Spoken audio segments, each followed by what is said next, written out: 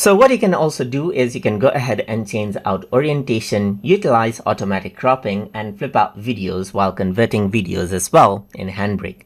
So to do that over here, you can go around over here onto the file menu and then go ahead and choose out this particular keyboard video. Let's say for example, and click on open. And here you can see that as this loads up, this is the keyboard video that you have right here. So this is the preview, and over here you can see that the fingers right here are coming from the right.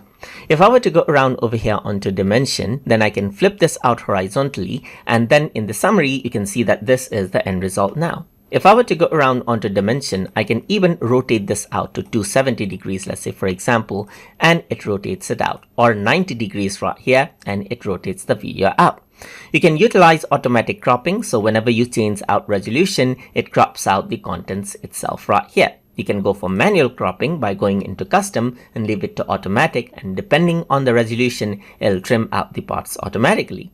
So once you go ahead and then set this option, you can go ahead and browse and export out the video as you need. For example, I can go around over here now, and then let's say for example, go to videos, let's say for instance, and in export, I'm going to go around and type in, let's say keyboard 2 right here, and click on save and start the encode. Once you do that, what happens is that the video gets encoded out right here, just like this. And then it gets encoded in this particular flipped and rotated format.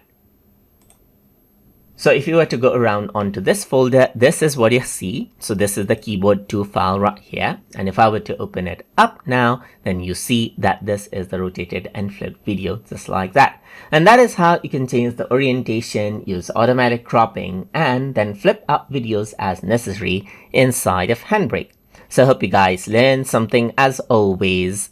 And as always, please like, comment, share, and subscribe